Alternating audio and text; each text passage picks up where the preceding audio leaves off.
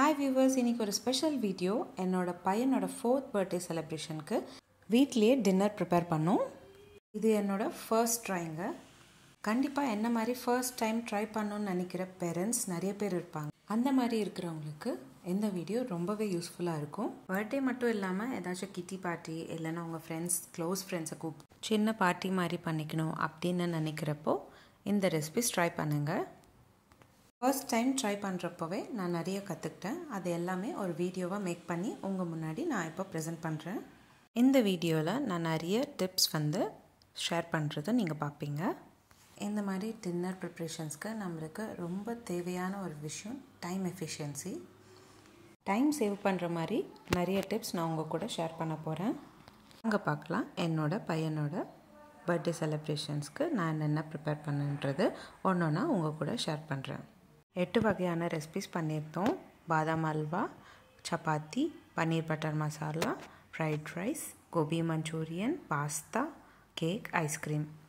முதல் வகை பாதாம் அல்வா. தேவையான பொருட்கள் 250 கிராம் பாதாம், நெய், 280 கிராம் சர்க்கரை, 150லேருந்து 170 கிராம் பால்.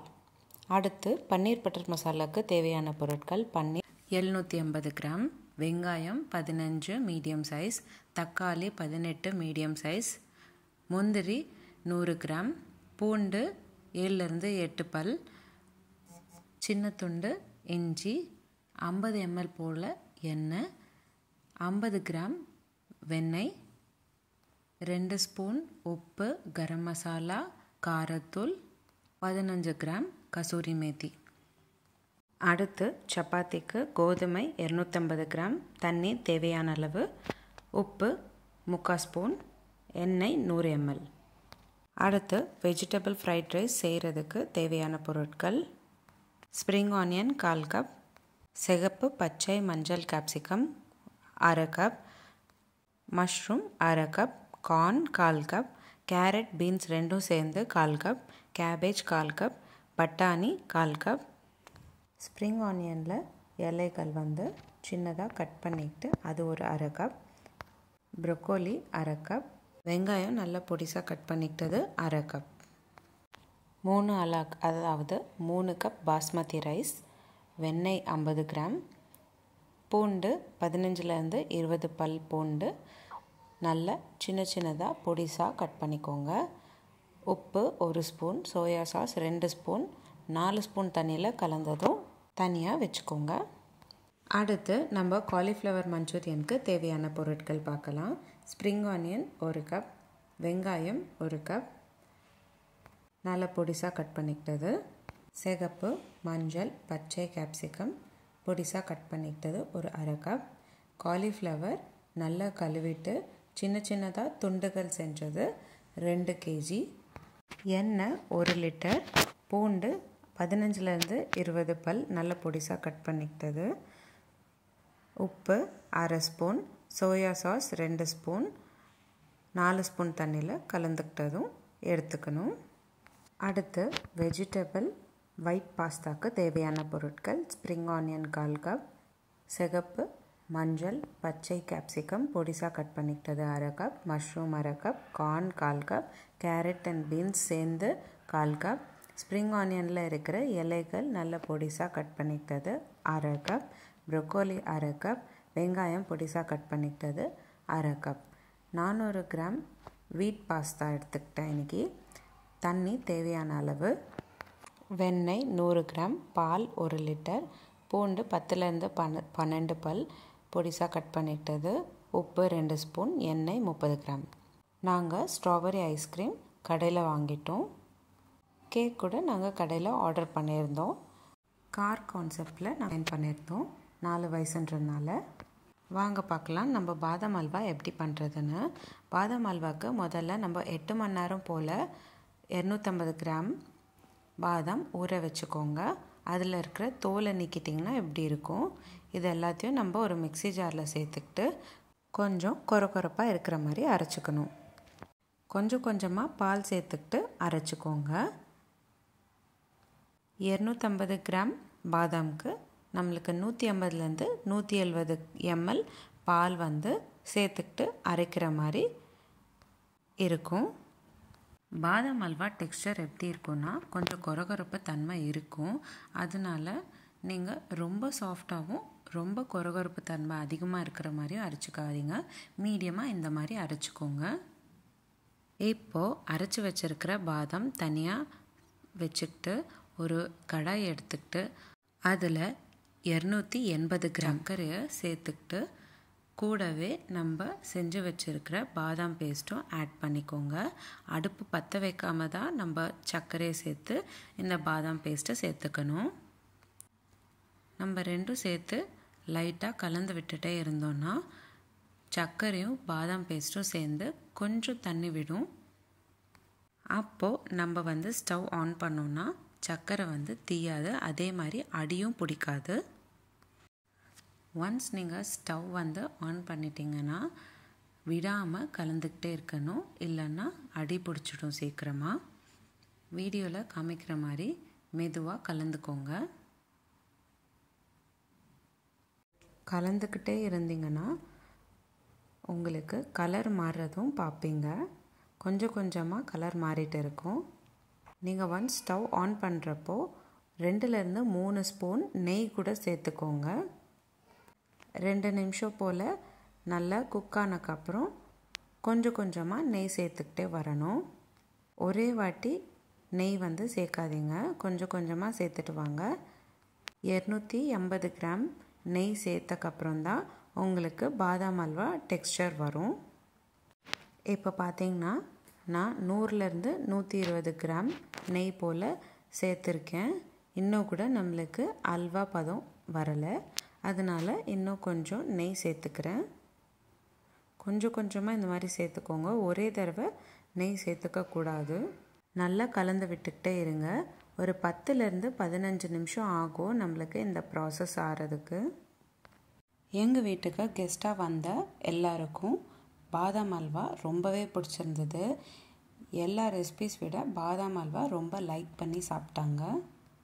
ஏதாச்சும் ஒரு ஒகேஷன் உங்கள் வீட்டில் பிளான் பண்ணுறீங்கனாவே ஸ்வீட் ரொம்ப ரிச்சாக பண்ணிட்டிங்கன்னா மிச்சம் இருக்கிற எல்லா ரெசிபீஸ் நீங்கள் சிம்பிளாக பண்ணால் கூட போதுமானதாக இருக்கும். இந்த பாதாம் அல்வா ரெசிபி செய்கிறதுக்கு எனக்கு 1 hour தேவைப்பட்டுச்சு. பாதாம் தோல் உரிக்கிறதுக்கு ஒரு அரை மணி நேரம், அரைச்சிட்டு அல்வா பதத்துக்கு எடுத்துகிட்டு வரதுக்கு ஒரு அரை மணி நேரம் எனக்கு டைம் தேவைப்பட்டுச்சு.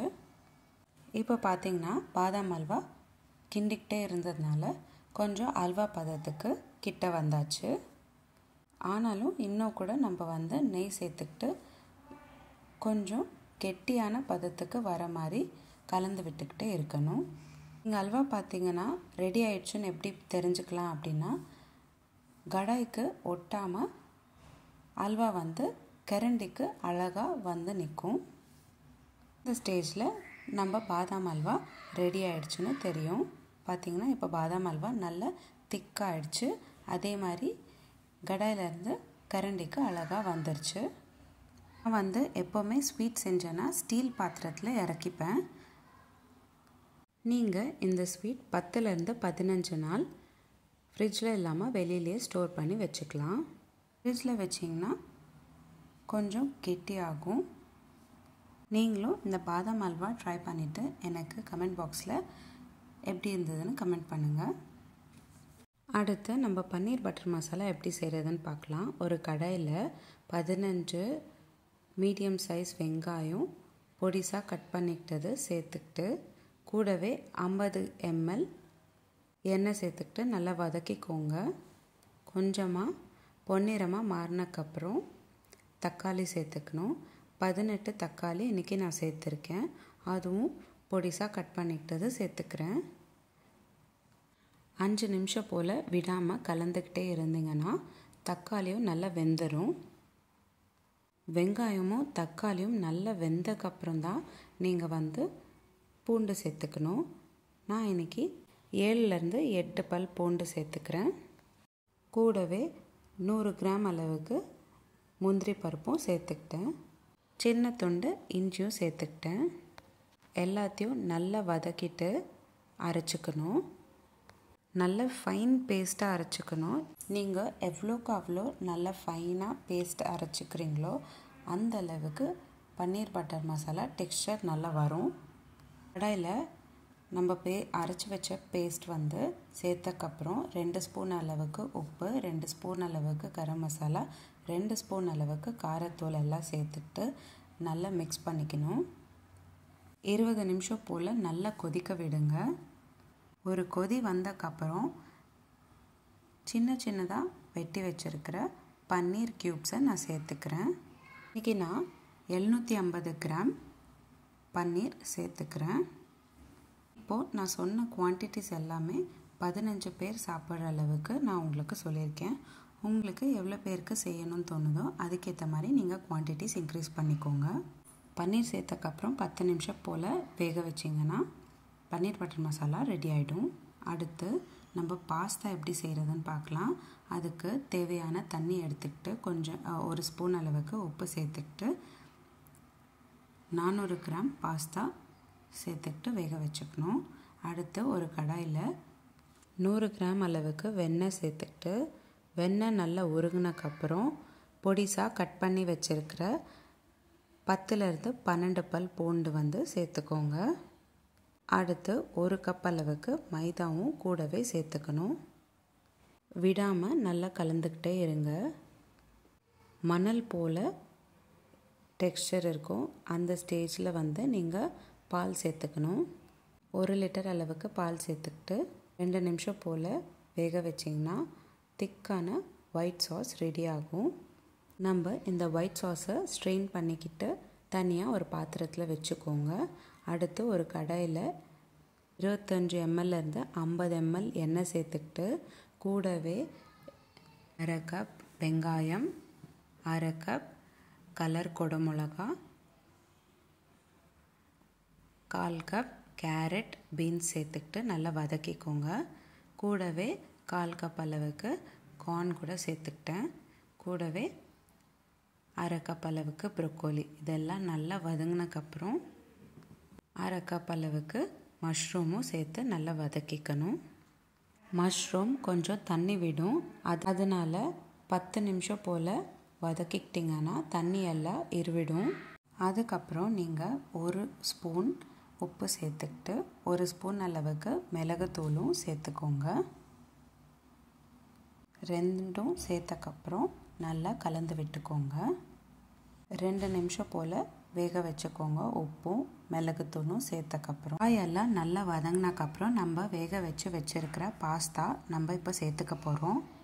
400 கிராம் பாஸ்தா வேக வச்சது சேர்த்துக்கோங்க. பாஸ்தாவும் காயும் நல்லா மிக்ஸ் ஆகிற மாதிரி கலந்து விட்டுக்கோங்க. அடுத்து நம்ம செஞ்சு வச்சுருக்கிற ஒயிட் சாஸ் சேர்த்துக்கிட்டு நல்லா மிக்ஸ் பண்ணிக்கணும். எனக்கு பாஸ்தா செய்கிறதுக்கு வெறும் 40 மினிட்ஸ் தான் தேவைப்பட்டுச்சு. நல்லா கலந்து விட்டிங்கன்னா அவ்வளோதாங்க. சிம்பிள் அண்ட் ரிச் லுக் இருக்கிற பாஸ்தா ரெடி ஆகிடுச்சு. அடுத்து நம்ம வெஜிடபிள் ஃப்ரைட் ரைஸ் எப்படி பண்ணுறதுன்னு பார்க்கலாம். அதுக்கு 50 கிராம் போல் வெண்ணெயை முதல்ல கடாயில் சேர்த்துக்கோங்க. கூடவே 15லேருந்து 20 பல் பூண்டு சேர்த்துக்கோங்க. நல்லா பொடிசாக கட் பண்ணி சேர்த்துக்கோங்க. 1/2 கப் அளவுக்கு வெங்காயம், 1/4 கப் அளவுக்கு ஸ்ப்ரிங் ஆனியன்ஸில் இருக்கிற வெங்காயம் சேர்த்துக்கோங்க. கூடவே 1/4 கப் அளவுக்கு கேரட் அண்ட் பீன்ஸ் ரெண்டும் சேர்த்து 1/4 கப் போதும்.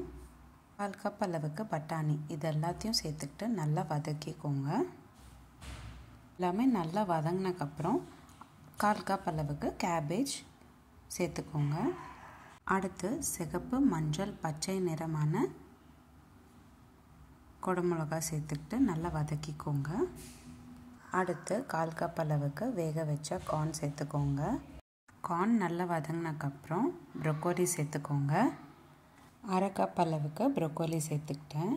ப்ரொக்கோலி எல்லாம் நல்லா வெந்தக்கப்புறம் 1/2 கப் மஷ்ரூம் சேர்த்துக்கிட்டு கூடவே 2 ஸ்பூன் அளவுக்கு உப்பு சேர்த்துக்கோங்க. எல்லா காயும் நல்லா வெந்தக்கப்புறம் லாஸ்ட்டில் மிளகுத்தூளும் சேர்த்துக்கணும். 1 ஸ்பூன் அளவுக்கு மிளகுத்தூள் சேர்த்துக்கோங்க. 2 நிமிஷம் போல் நல்லா வதக்கிக்கோங்க. மிளகுத்தூள் சேர்த்தக்கப்புறம் நம்ம மஷ்ரூம் சேர்த்ததுனால கொஞ்சமாக தண்ணி விட்ட மாதிரி இருக்கும். 2 நிமிஷம் போல் நல்லா வதங்க விட்டிங்கன்னா தண்ணியெல்லாம் நல்லா இருவிடும். அதுக்கப்புறம் 25 கிராம் போல் பன்னீர் சேர்த்துக்கோங்க. நல்ல வீடியோவில் காமிக்கிற மாதிரி பொடியாக பன்னீர் சேர்த்துக்கோங்க.